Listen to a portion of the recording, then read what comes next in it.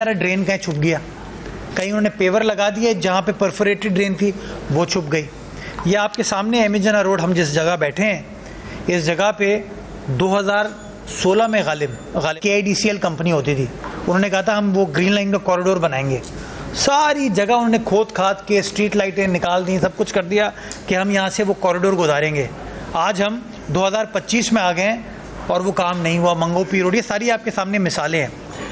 मेरा point of view ये है कि लोकल टाउन और लोकल KMC की मशावरत के बग़ैर, इजाज़त के बग़ैर ये काम नहीं होना चाहिए। और वज़ीर आला सिंध ने इस बात को वफाकी हुकूमत के सामने बजट के ज़माने में रखा था। मैंने वज़ीर आला सिंध से फिर पूछा कि सर इस हवाले से गवर्नमेंट का क्या मौक़िफ़ है, ताकि कोई तज़ाद ना हो। मैं चाहता हूँ काम हो, काम नहीं रुकना चाहिए।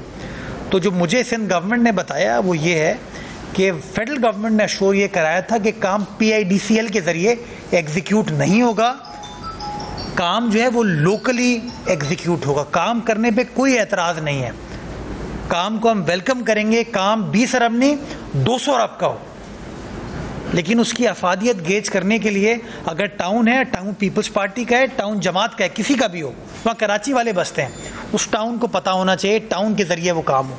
अगर काम बड़े लेवल का है जो कि शहर से पर्टेन करता है, KMC, वाटर बोर्ड, हमसे उसकी इजाज़त होनी चाहिए, हमारे ज़रिए एग्जीक्यूट होना चाहिए ताकि वो तमाम चीज़ें कर सकें।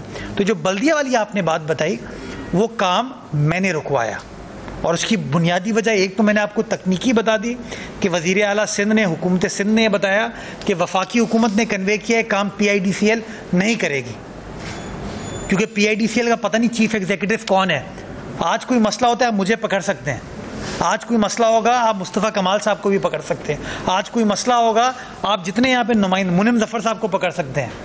जो PIDCL का अफसर है उसका नाम पता है आपको? चीफ एग्जीक्यूटिव कौन है पता है आपको? क्या वो आंसरेबल है कराची वालों को, कराची की आवाम को? क्या वो स्क्रूटनी उसकी कोई कर रहा है? ये बुनियादी वजह है। और उसकी मिसाल यही बल्दिया ग्राउंड है, जहाँ पे हम बल्दिया पे एक स्पोर्ट्स कॉम्प्लेक्स बना रहे थे, हमने काम स्टार्ट कर दिया। और काम स्टार्ट जब मैंने किया था, इसका फाउंडेशन स्टोन रखा था, आप सब वहाँ मौजूद थे। 1 अरब से ऊपर का बल्दिया की आवाम के लिए, कीमाड़ी की आवाम के लिए, ये पीपल्स पार्टी का जियाला मेयर, डिप्टी मेयर, हमारी काउंसिल 1 अरब से ऊपर का वो डेवलपमेंट पोर्टफोलियो लेके आई है कीमाड़ी की आवाम के लिए, स्पोर्ट्स कॉम्प्लेक्स के लिए। PIDCL की इंतज़ामिया ने KMC से कोई इजाज़त नहीं ली। नंबर 1, KMC की मिल्कियत है वो प्रॉपर्टी, KMC से इजाज़त नहीं ली। रात के अंधेरे में आके वो ग्राउंड जहाँ पे लेवलिंग हो गई थी, काम स्टार्ट हो गया था, उस लेवलिंग को ख़राब किया और वो स्टेशन बनाने की प्रोसेस स्टार्ट किया। क्या बहैसियत मेयर, ये मेरा इख्तियार नहीं है कि मेरी प्रॉपर्टी, इस शहर की प्रॉपर्टी पर काम करने से पहले हमसे पूछा जाए? जस्ट बिकॉज वहाँ पे मैं एहतराम करता हूँ मुस्तफ़ा कमाल साहब का, इज़्ज़त एहतराम के साथ, जस्ट बिकॉज वहाँ पे कोई MP आके खड़ा हो गया, कोई MQM का तंजीमी ओहदेदार आके खड़ा हो गया और काम करा ले, वो प्रोसेस फॉलो नहीं होना चाहिए क्या? मेरा ये मानना है कि प्रोसेस फॉलो होना चाहिए था, KMC से इजाज़त लेनी चाहिए थी। और PIDCL कंपनी मादर पिदर आज़ाद नहीं है। अगर उसूली फ़ैसला ये है कि they should be held accountable by the people of Karachi, तो जो कराची की काउंसिल है ये, जिसके अंदर जमात इस्लामी भी है, पाकिस्तान पीपल्स पार्टी भी है, PTI भी है, नून लीग भी है, JUI भी है, तो मैं ये समझता हूँ कि इजाज़त लें, हमें पता हो क्या कर रहे हैं क्या नहीं कर रहे हैं, ताकि कल को हम उनको पकड़ भी सकें ना कि भाई तुम खोद खाद के चले जा, तो आखिर में सवाल तो आप मुझसे पूछेंगे ना, आपने कितनी PIDCL की प्रेस कॉन्फ्रेंस अटेंड की होंगी। तो इसलिए वो काम रुकवाया गया है और गैर कानूनी चीज़ मैं ये समझता हूँ नहीं होनी चाहिए। जो कानूनी तकाज़े उनको फॉलो करें। मैं अभी फेडरल गवर्नमेंट से मुखातिब होकर उनको रिक्वेस्ट करता हूँ, प्राइम मिनिस्टर साहब को, कि जिस तरह वज़ीर आला सिंध ने हमको बताया कि आपकी हमारी ये अंडरस्टैंडिंग है, अगर ये अंडरस्टैंडिंग है तो वह अहकामात PIDCL को जारी करें। और PIDCL अगर काम करना चाहती है, लेट्स से ये अंडरस्टैंडिंग नहीं है, तो PIDCL आए, हमसे इजाज़त मांगे, हमें अपना प्लान बताए कि वो क्या काम करने जा रहे हैं, कितने दिन में काम कंप्लीट होगा, कब वो चीज़ हमें बना के हैंड ओवर करेंगे। लेकिन ये तो नहीं हो सकता कि हमारा किया हुआ काम जाके वो ख़राब कर दें, तोड़ ताड़ दें, मट्टी को एक्सकेवेट कर लें। इस पे मेरा एतराज़ है जो कि मैंने कन्वे किया है।